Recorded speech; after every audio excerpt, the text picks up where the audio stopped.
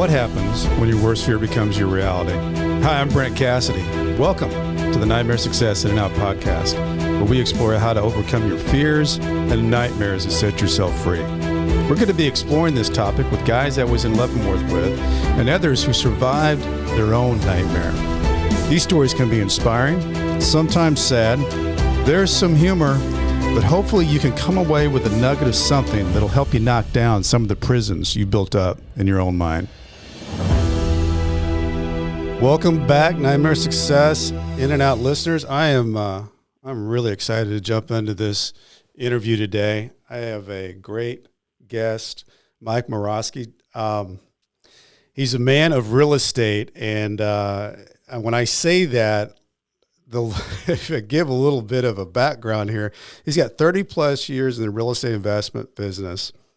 That's over $285 million in real estate transactions. He's an entrepreneur. He's an author. He's a real estate trainer. He's a public speaker. He's a personal coach. He's chief investment officer of 2 multifamily hedge funds. He's the author of the book Exit Plan. He's the founder, CEO of My Core Intentions, and he's the host of Insider Secrets podcast, and he's a personal trainer coach. So he's got it all. And he was sentenced to 10 years in prison, and it's a great comeback story because, you know, we on this show, it's all about what happens when your worst fear becomes your reality. How do you adapt, survive, overcome, set yourself free? Well, Mike is doing all that. And I can't wait to get into it. But first, I want to get into our sponsor for the show, Auto Plaza Direct. I would say that probably most people don't like to spend like a couple of weekends walking the lots, looking for cars. And then, you finally find that car, and then you spend 4 to 5 hours in a dealership to buy the car. You know, it's kind of like going to a trip, to the dentist. Nobody likes that. Well, there's a better way to take all this pain and hassle away of getting a car. It's called Auto Plaza Direct. They are your personal car concierge. Just tell them the car you want, what you can pay, and they'll go find that car for you. They'll negotiate your best price, and they'll deliver that car to you anywhere you are. They also offer you warranties and financing, full service. Go to autoplazadirect.com to get started with your personal car concierge. The new hassle-free way, the car buying experience you deserve.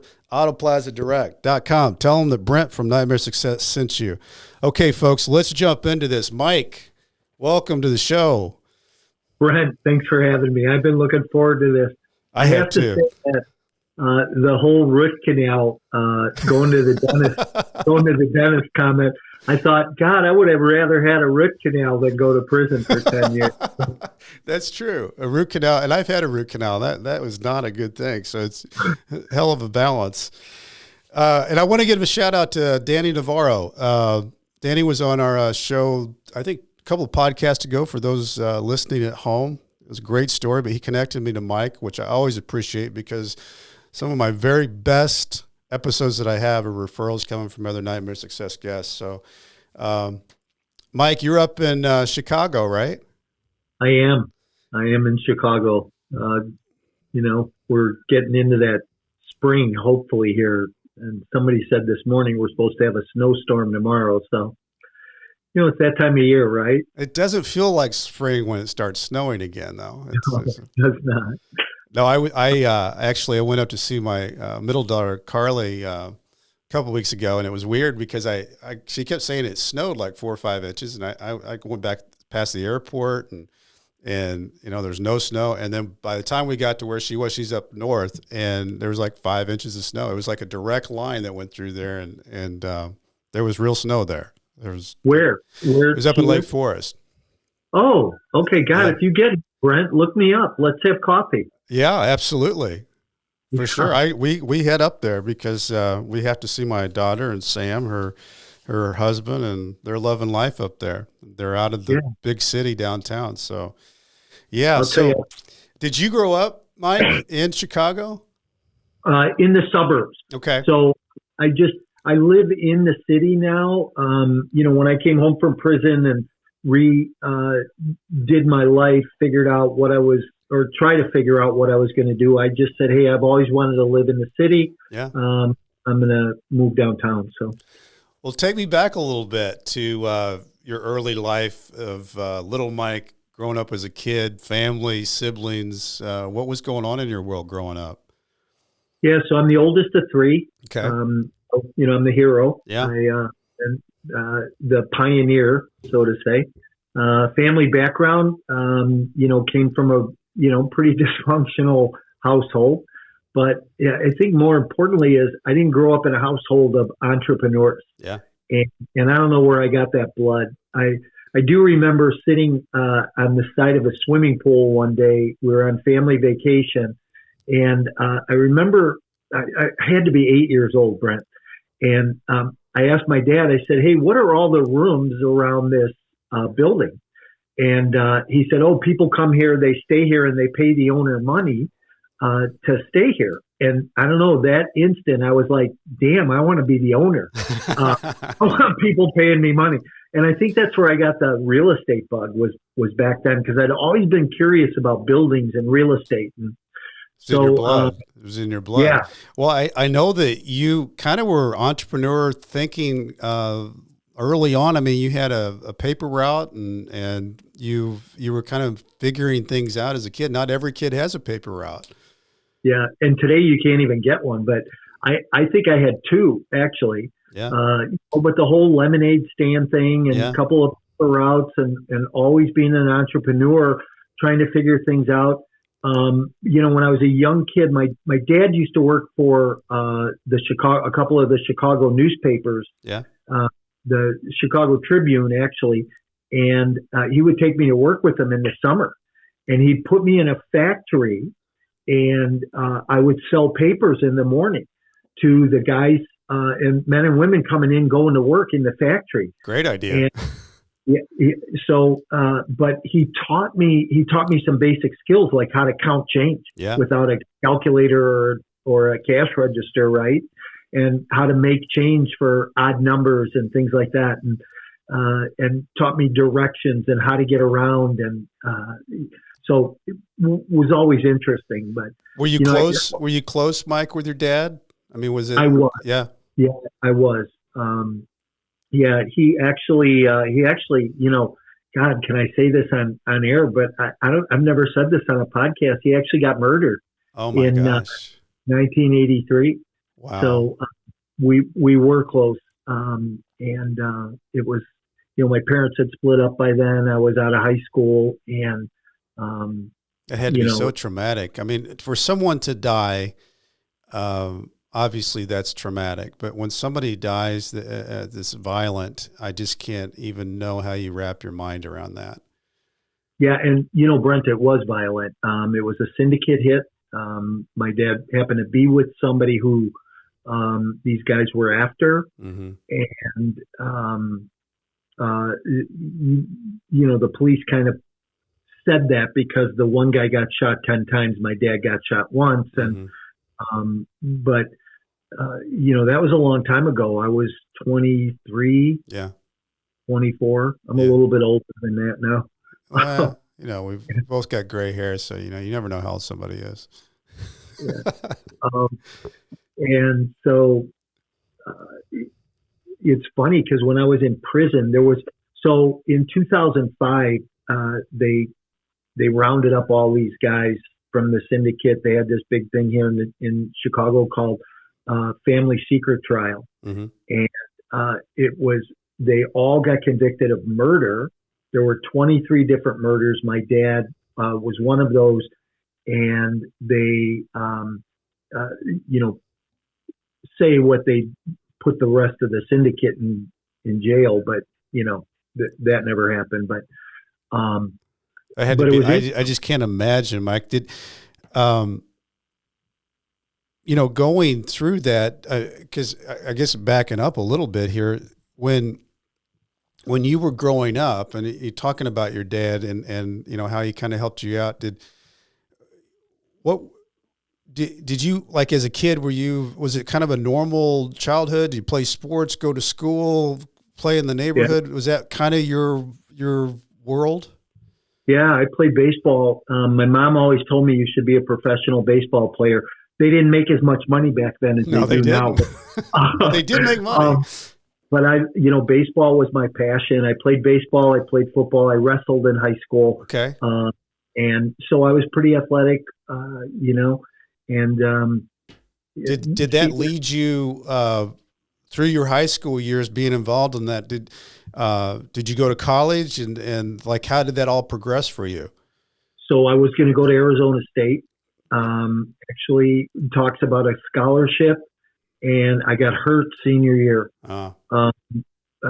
Fourth day of summer practice for football, I stepped in a rabbit hole and blew my knee out. And it was, it was over for me. So how'd you deal with that? Drugs and alcohol. Yeah. Yeah. Real so downer. went down in that rabbit hole and drugs and alcohol. So, I mean, how long did you, in that world of really probably was a depression, that was your goal, what you were shooting for. How long did you stay in that world of being down? Yeah, so great question. So I thought that, I thought life was going to be to be a cocaine dealer, and run dope and got involved in God, I've never talked about this stuff on a podcast before. So this will be a good one. And that didn't work out either because, my addiction took over. Rodney Dangerfield had an old line. He said, "Man, I'd quit snorting coke if I didn't like the smell so much." Oh, God. So, the day came where I was living in an old farmhouse, and I lived in the basement, and I thought I was so cool, Brett. I was an entrepreneur. I had 2 mattresses on the floor. Had my desk. I had 2 milk crates with a board on it. That's my desk, and I was in the construction business, just starting out. Yeah. And I'm young, right? Yeah. So, I'm upstairs was another couple living, and then above the garage there was another apartment, and it was a Friday night. And I'm deep in my disease at that time, but it's a Friday night, and I'm hanging out with this girl, and the couple upstairs and the couple who live above the garage, and we are partying. We're partying hard. And so it starts Friday night, and by Sunday, late night, midnight, 1:00, Johnny, who lived in the apartment above the garage, says, "Hey, let's play Russian roulette." And pulls a gun out, puts it on the table, and says, "Who's going first?" And I look at this girl, and we say, "Hey, we're leaving." We leave. Then the other guy, Tim and Chris, they leave, and I don't get to the bottom of the stairs, and I hear bang. Oh man! And his girlfriend Kathy, scream and run back upstairs, and he had blown half his head off. That was enough to get me into treatment the next day. That was a wake up call. Yeah. So I went to treatment about 4 months later. My dad got murdered, and just kind of from there, tried to figure out how to live life. Get rid of this girl. Did that make you want to fall back into the drugs and alcohol, or had you steadied yourself enough that even though this traumatic event happened, that you were gonna step through it? Yeah, so it's funny, right? Because I was in this 6-week treatment program, or I was in a 4-week treatment program, and they threw me out after 6 weeks. Told me to come back when I wanted to get serious. And I've always had this attitude of I'll show you, and I walked out of there saying I'll show you. So I started going to AA, and I got really serious, and I got sober, and I was sober for 26 years. Wow. So, and I always say, that I was sober most of the time, but I had all those times too where I wasn't, dry. I never went back and used drugs or drank again over that period of time till my business started to fail. Yeah. And at the time when I got sober, I was in the construction business. So I was building a construction company. Yeah, I want to know about all that because it's interesting how your life, from what I can tell, the background story is you that's how you really entered the world of real estate you got into construction. Yeah. So, my dad always said, look, if you ever go into business for yourself, food, shelter, or clothing. Yeah. And I've always been in shelter, right? Started with construction. So a funny story, I had a swimming pool business and I'm in the Midwest and it's not a good business in the wintertime. Not in Chicago. So I needed to figure something else out to do. So I started doing kitchen and bath remodeling and that led to room additions. And before I knew it, that's all I was doing was construction. But like any entrepreneur, Brent, I was, doing the marketing, the sales, the contract writing, the ordering, the hiring, the firing, wearing all the hats, and still in the field banging nails. Yeah. And woke up one morning and I was married at the time, my first wife, and woke up in the morning, looked at my wife and I said, I'm done. I can't do this anymore. Burnt out, just burnt to a crisp. And how many years had that been that you got burnt out? 15. All right. That's a good amount of time. Yeah. Yeah, 15 years. So I had somebody knocking on my door. They wanted to buy the company, and I sold the company. Wow! So I had a little bit of startup capital, runway capital, and I went and bought a 2-flat a house hack. And today it's sexy, but back then nobody was doing it. Right. So we were living in one of these units, remodeling the other one. And, I sold the company with the intention of taking a year off, but as an entrepreneur, we never take time off, right? Sure. So I get into this other project, but I had heard Jim Rohn say years ago that success leaves clues, and always understood that, right? So if you model somebody who's successful, you can shorten your learning curve. You can do things and grow at a steadier pace. And even if you follow people who've made mistakes, you're going to learn a lot. Oh yeah. And I'm a big believer that, saying that, Mike, is such a big tip because if you find somebody that's getting it right and they're doing something that you can implement in your business, it's like getting the answers to the test before the test. And it also gives you a lot more confidence to implement that because you already know somebody else is making it work. So many people miss that. And I think, I think maybe it's just not having your eyes open and thinking you've got to figure it out and reinvent everything yourself because there's so many clues out there. And I like what you said. You can also learn from the mistakes that happen because then you find out, okay, when I get to that, I'm not going to do that. And that's those building business. I built a division in our company that was totally modeled off a pharmaceutical company, and we were in the funeral business. And it worked perfectly, but for entrepreneurs, you don't just get a 3-ring binder to be, okay, here's the entrepreneur 3-ring binder. You have to look, create, implement, take action, fall back. Mistakes happen, get a little wiser, and you move forward. Yeah, 100%. 100%. So, So you've got the two. You're in business. You've got the 2-flat. You're remodeling, and that's on go. So, and this is my first experience in real estate at this time. So I meet a real estate agent, really successful. This is back when houses were $50,000 average, and he was selling $100 a year. So I went to him and I said, hey, I think I'd like to go in this business. He said, oh, I think you'd be great at it. So he encouraged me. And then I went to him and I said, hey, could I shadow you, and work, see how your team operates? He goes, no. He goes, but I'm going to do better than that. I'm going to make you a cassette tape. And this is a long time ago now, right? So the 20-year-olds are saying, what are those? Yeah, right. Much less find something to make one out. Yeah, right. And I I listened to that tape over and over and over again. I went into business in the early 90s, and I sold 78 houses my first 9 months in the business. Wow. I was Remax Rookie of the Year.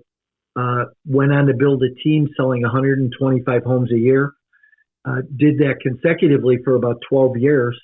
And then 2005 came around, and I saw the market starting to shift.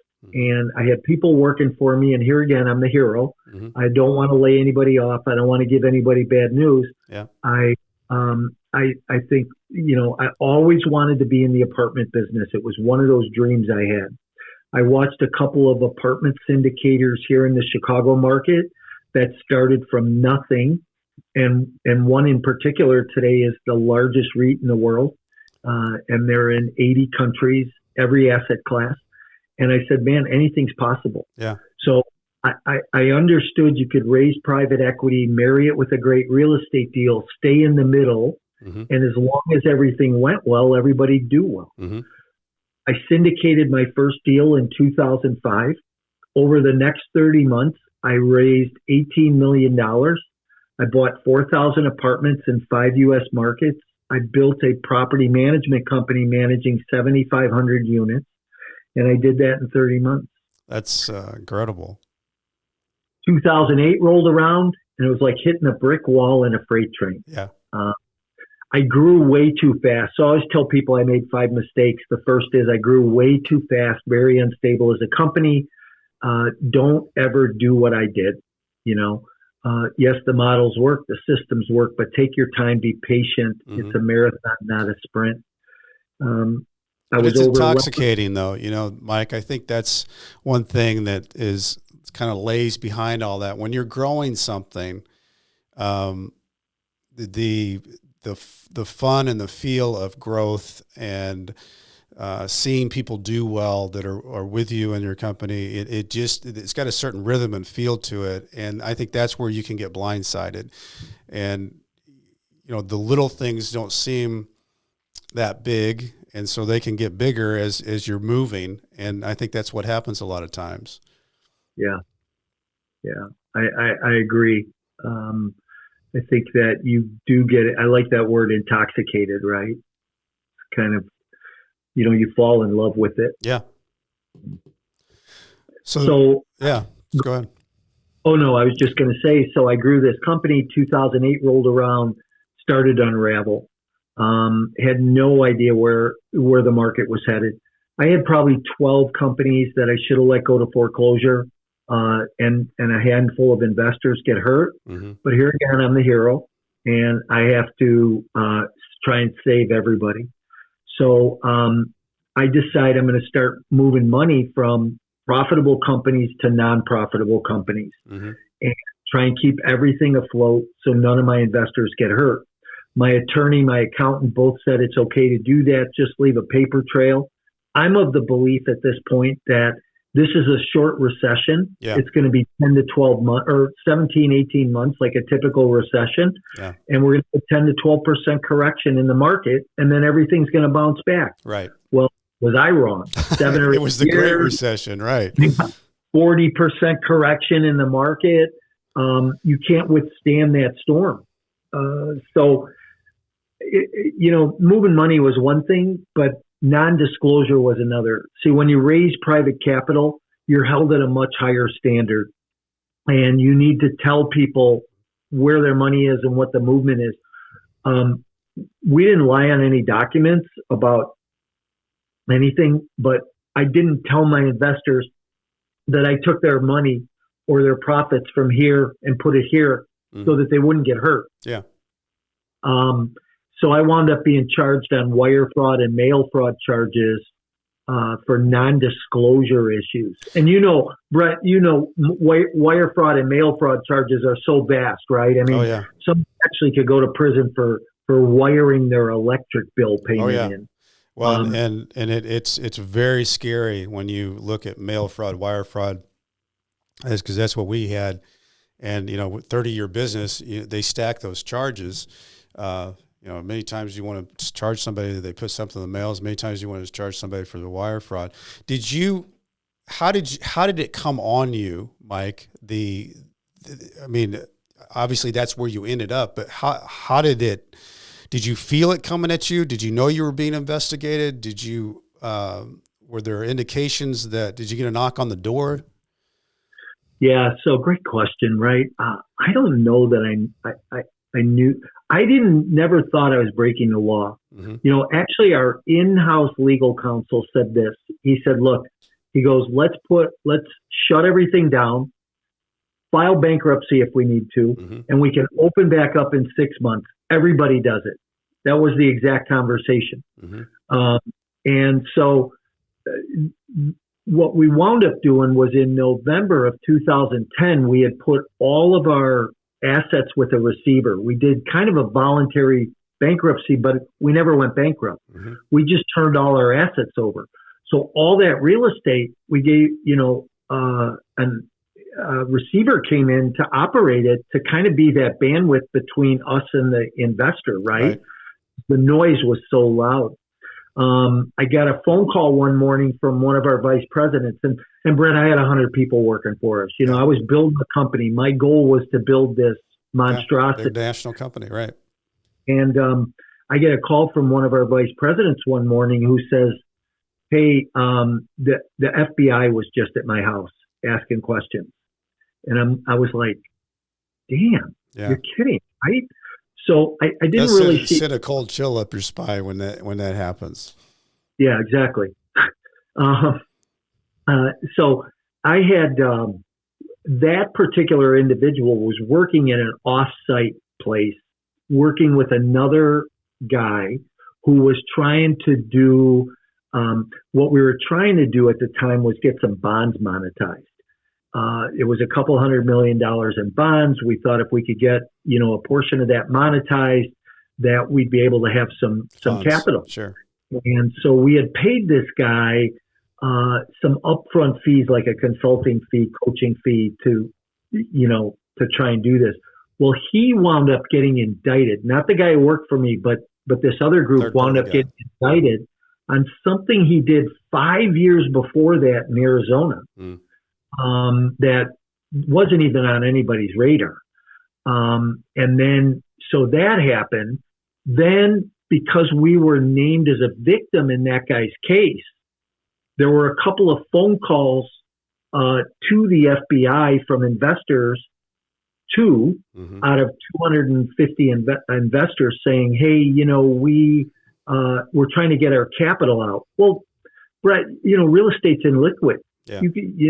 And especially when the market shifts, I mean, there's no capital to get out. Mm-hmm. So we think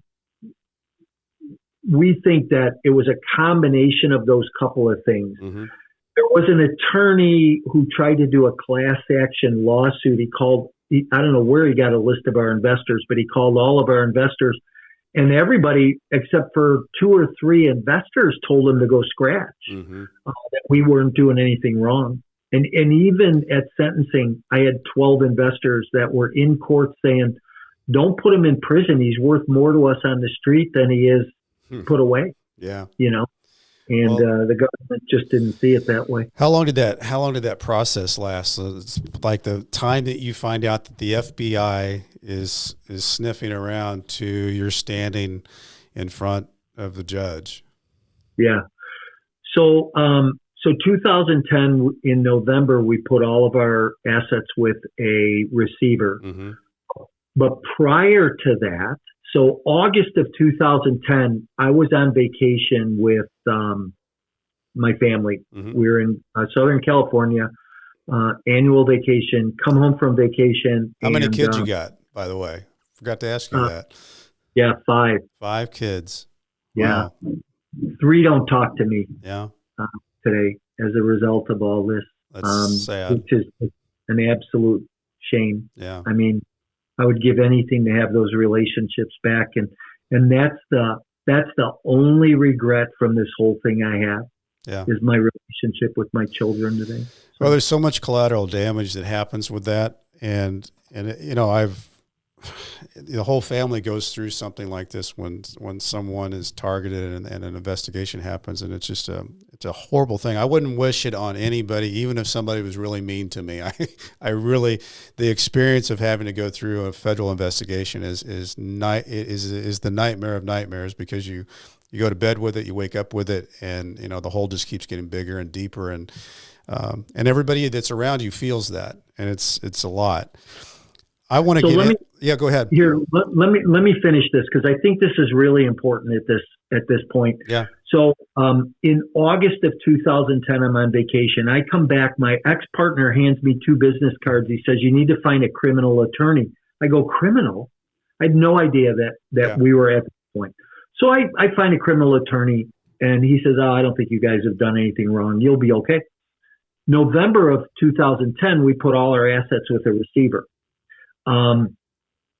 In May of 2011, I get indicted. Shortly after that, I'm in my attorney's office reading the 302s, the FBI reports. Yeah. And I'm reading these reports, and I go, my ex-partner testified at the grand jury in August in 2010 when I was on vacation to throw me under the bus. Wow. So my ex-partner, our in-house legal counsel, and our director of finance testified at the grand jury in August, crafted this story, and I'm reading this stuff, and I'm going, oh my God, none of this shit ever happened. They're kidding me. And there it was. And I got, listen, so, I got so mad that day. And I was so angry, and I was in tears in my attorney's office. It was a Friday afternoon, and my attorney, he said, "Look," he goes, "you're not leaving," because I said, "Hey, if I'm going to prison, I'm going to prison for murder." I said, "I'm going to go home, and I'm going right to this guy's house." My attorney.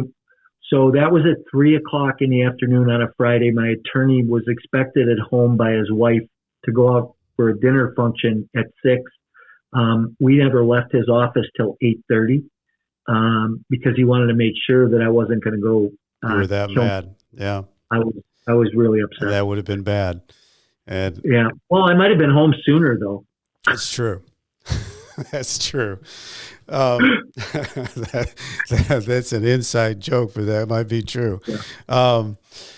So I want to get into you stepping into the unknown world of prison. But before we do that, there's a guy that has a company that is crisis management. He's a sponsor of the company. It's AaronDuncan.net, full service global communications company. And they are basically the company that tries to make and does a really good job of making bad news go away. They're known as the trauma surgeons of brand crises, corporate scandals, high-profile litigation, legal investigations, prosecutions. And, they do the work that a lot of attorneys sometimes don't do, is they'll go in deep and go into that discovery and find things to help a crisis out, and they know what they're looking for. Their services include crisis management, crisis communication, media relations, reputation management, positive public relations, prison consulting, and coaching. For a confidential consultation regarding a crisis or reputation issue, email AaronWDuncan@gmail.com. Text or phone 636-236-5071 for anybody who's got a crisis out there. I could have used these guys back in the day, so don't be afraid to give these guys a call if you feel like you've got some dark places and you need help. So, yeah, we could have used that guy, right, Mike? Yeah. Have him come in and save the day and get you out of the crisis, or at least wade you through the mess. So let's talk about this. So your attorney. Now you know that you're cooked. They've taken your people in, and they've got this narrative now that is only going to grow bigger, because that's the way when you see the United States of America versus your name, that might be one of the most intimidating pieces of paper you can look at. Yeah, 100%. So you go through. How long does this whole investigation from indictment to getting sentenced last? So I got indicted in May of 2011, and I reported self-surrendered July 13th of 2013. Okay. So you went through a couple of years of living Yeah, under the umbrella of indictment. and it was terrible. Yeah. It was awful. I mean, every time the phone rang, a squad car would go past you with their lights on. I mean, it was awful. Yeah. And like you said, I wouldn't wish it on anybody. Mm-mm. Here's what I can tell you though. I got sentenced to 10 years. My ex-partner was home in 30 months.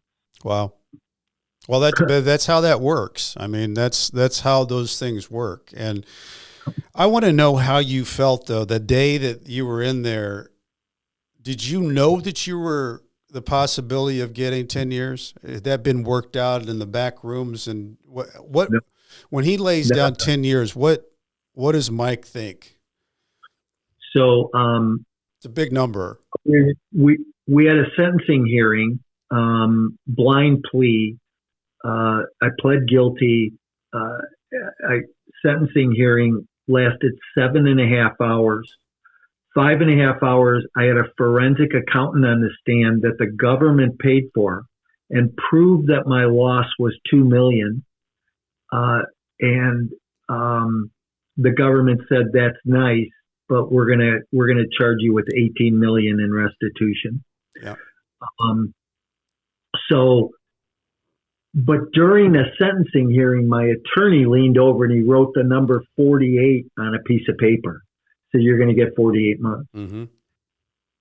So I'm standing and the judge is reading all the, Stuff. the mashugana that he reads prior to telling you what the number is. Right. And when he said 120 months,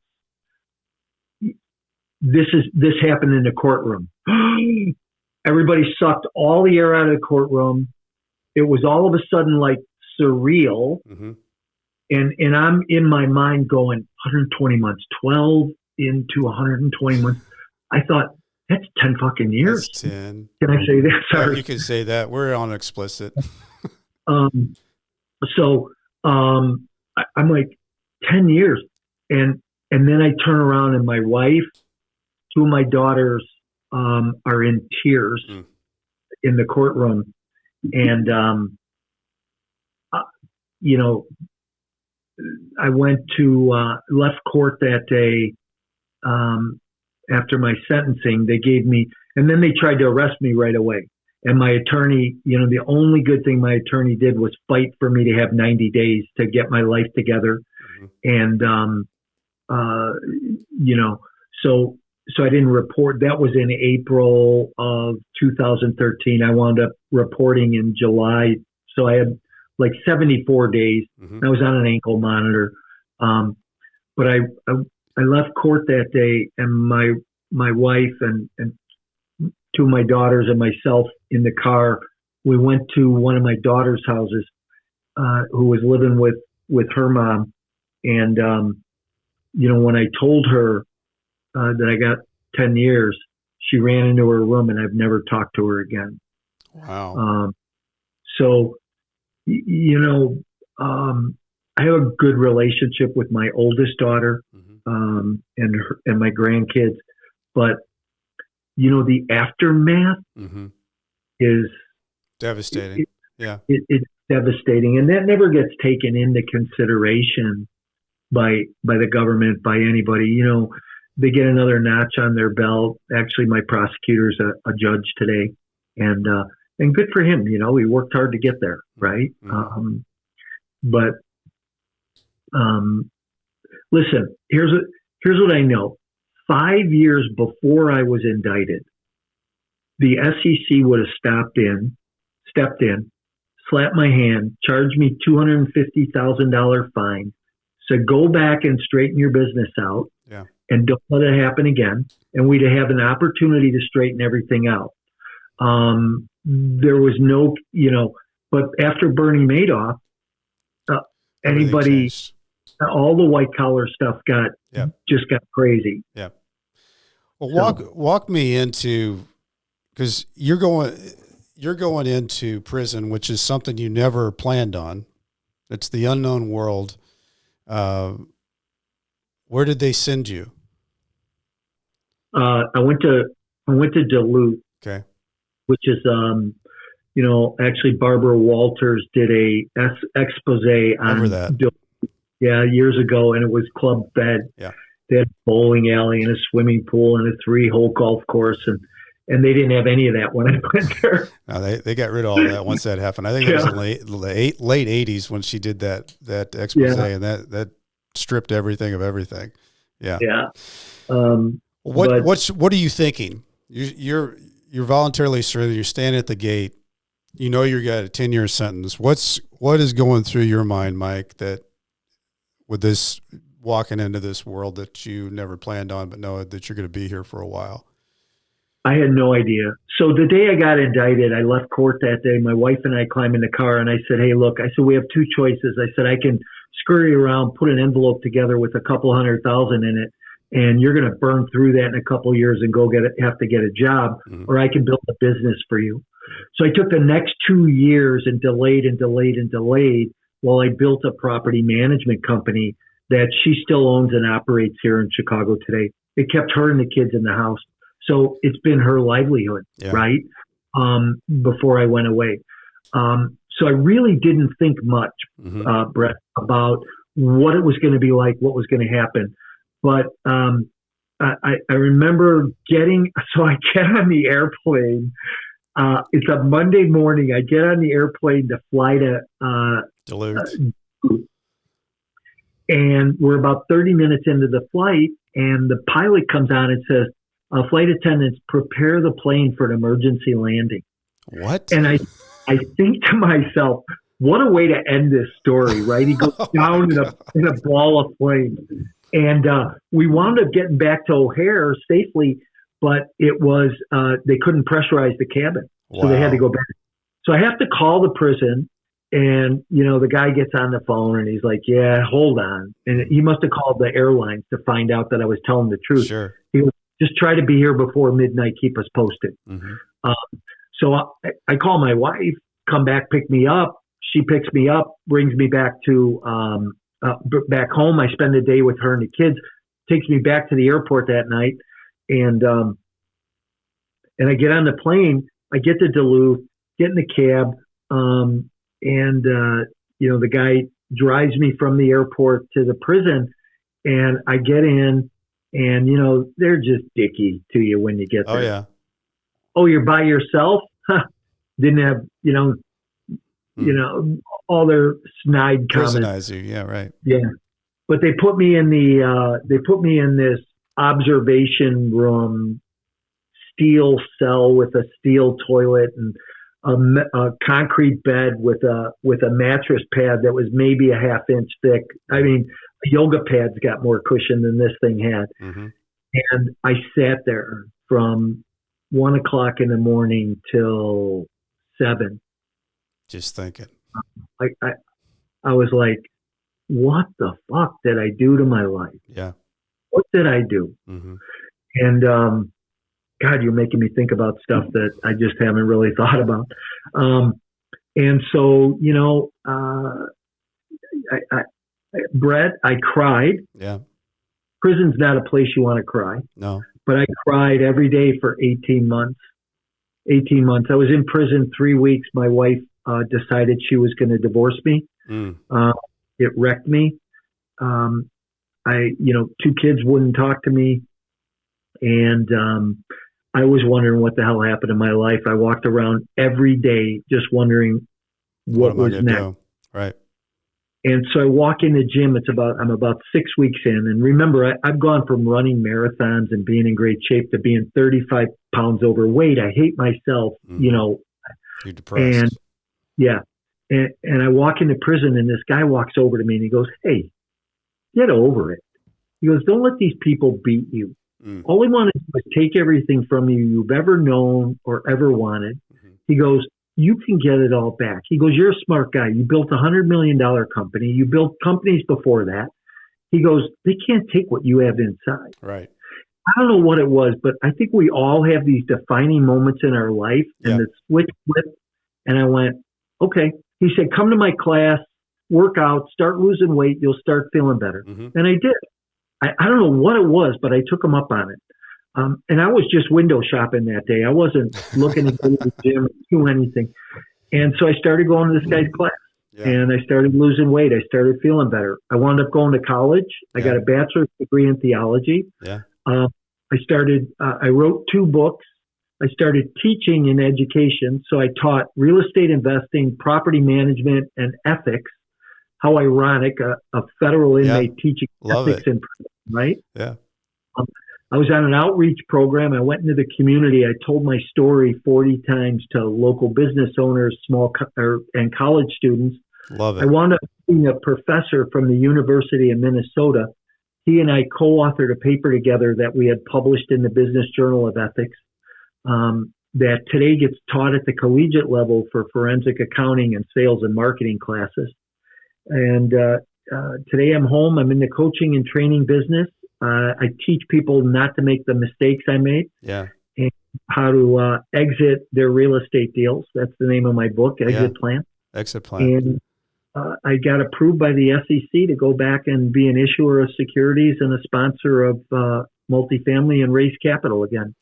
So working on raising capital, putting deals together, and putting a life back together. Well, let's unpack a little bit of that, of what you just said, because I think it's so interesting that you were at your rock bottom moment. I guess you maybe had a rock bottom moment when you just your dad got murdered, but I think this moment would have been much different because you're older and you've got more on the table of what is yours. But I think it's interesting how a rock bottom moment could be that you totally gave up, got in a fetal position, and the world's unfair and it'll never be right. And look at me where I'm at now.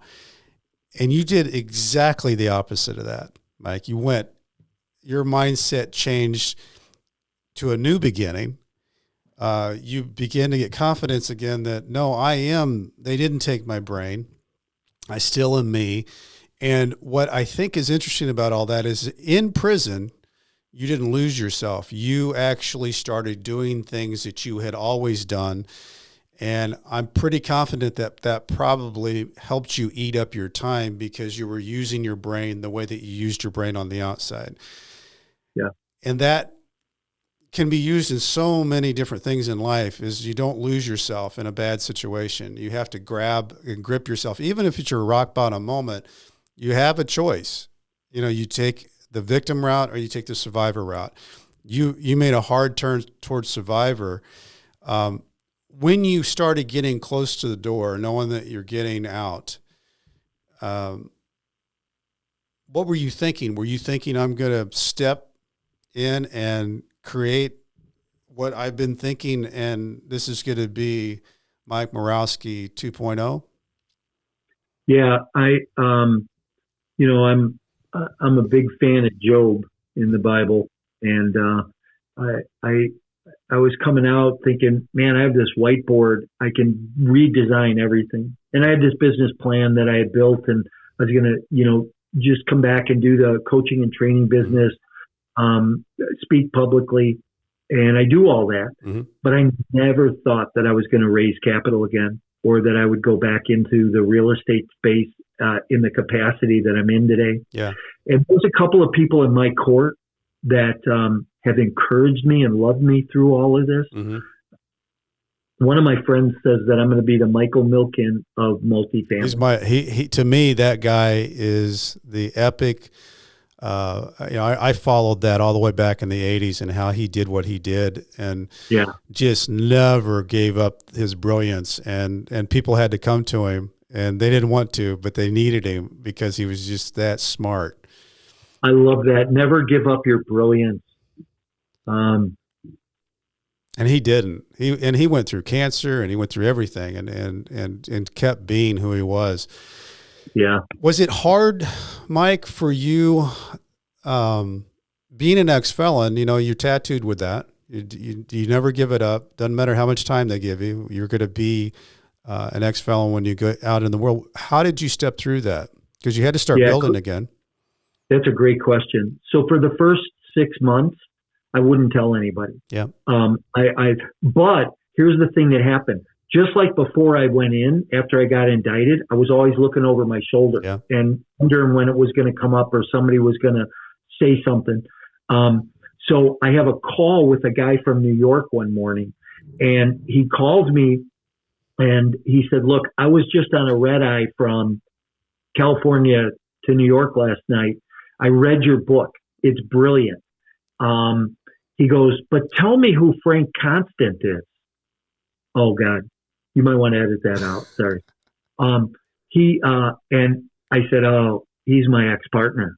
He goes, good answer. Because if you would have told me any different, I would have known you were a liar. Again, one of those defining moments. So I talked to some of my close, confident people around me, and I started telling my story every chance I could. Liberating, though, right? It is. Yeah. It is. Because it provides hope and inspiration. Yeah. And I want people to know, don't be defined by your past. Exactly.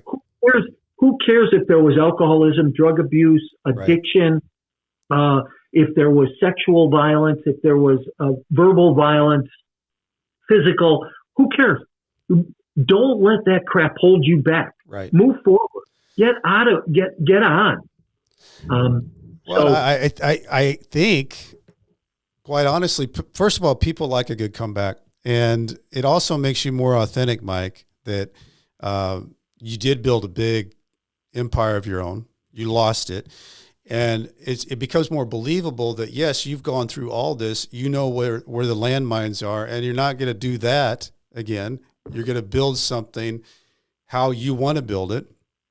And people, once they hear and feel that, I think it draws people. And I think that's why you're doing the job that you're doing now, is because it's if you keep that on the outside and they have to find it out some way, it's like, well, why is he not talking about that?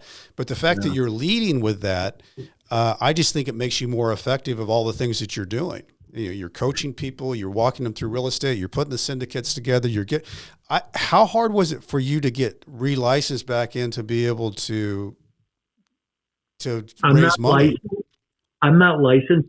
So I'm coaching a couple of people in my coaching business, and I had been underwriting deals on, in kind of what's my spare time, as an entrepreneur, spare time. Right. I find this deal. And so I went to one of my coaching clients and I said, hey, I think you might be ready. I said, do you think this is something you want to do? So we started to walk down the road, and I said, look, you and I are not going to do this on our own.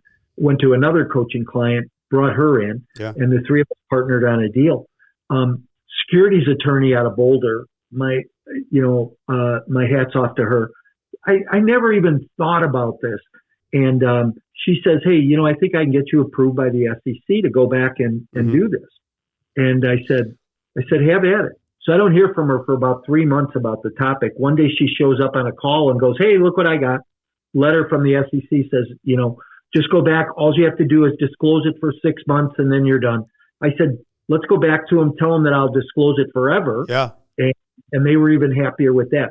So you don't have to get licensed for what I do on the side of the aisle, but I got the approval. And I never thought, Brent, that I would do this again. And here's what happened.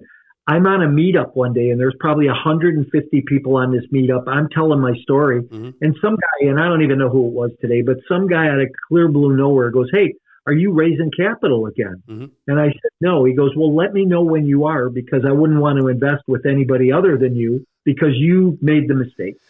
Well, I think that's just, I love that story. And I think the other thing I love is that you went ahead and went through with it. And a guy like you that goes ahead and put yourself out there and you get approved, you're a trailblazer for the people who don't think it's possible. And what you do is you open that crack in the door there and start walking through that. That helps other people walk through that door, because those are the things that need to happen. There's 25 million ex-felons out there, and there's an awful lot of them that think that there's a dead end because of what happened to them. But these type of stories, Mike, give people hope that you can do it. And that's a huge thing, because like you said, that's a mindset thing. You changed your mindset in prison and you've continued on as you've gotten out. Is it easy? Absolutely not. There's nothing easy about anything that you've done or anything you've talked about. I think maybe probably you being a smart guy that's wired into thinking a certain way might not be easy for somebody else, but having the ability to step into stuff that scares you is something that you do. Yeah. It's not easy without prison. Exactly. What I do. Exactly. So, it's worth it though. So getting back home and doing, how long has it been since you've been out? I came home the week they closed the world down for the pandemic. Yeah. So, March of 2020. Yeah. I was on home confinement for 10 months, and then I had 2 years of probation. January, I got off probation and left the country. I love it. So, I mean, do you feel like now, this a couple of years going into 2023, do you feel, because I think it takes a while to get your feet under you to feel like, okay, I'm back, I'm me. Do you feel pretty good? Yeah, I feel a lot better, Brent. Listen, I think restitution will haunt us for the rest of our next lives. 20 years. Yeah. Here's what I say. Today in my life, I'm sober again, about 9.5 years. Yeah. But I'm really sober today. Yeah. I have a great relationship with Jesus. Yeah. Those are cornerstones in my life, what is really important. And I say, listen, if God wants me to pay all that money back, then he's going to bless me beyond belief, and we are going to have a hell of a good time along the way. Yep. I love it. That's a great way to think about it too. Mike, what do you think? Because you've lived quite a journey here. For the listeners out there, what do you think is your biggest takeaway from all this stuff that you've been through? Relationships are critical and really, really important. Relationships are really important, and that the really true people in your life, after you go through a time like that, are still true people. Yes. I have a handful of people in my life that were there for me every step of the way, and if they weren't, they certainly have been since then. That's a big one, though. Relationships, if you don't have them, it's a lonely walk. Yeah. And I've been really liking getting to know you and, what we're building here. So I like, it's about, what can I do for somebody else today? Yeah. Does my message help them? Does my product help them? Yeah. Do I give them something that's of substance? Yeah. And that fuels you up. Yeah. Hey, for those out there, if you're into reading books, there's one that's right behind Mike that I can see. It's The Exit Plan. He says to me that he's also, and he should, be writing his life story. That I'm going to be pressuring him on and keep him on that, because I think people need to read that life story.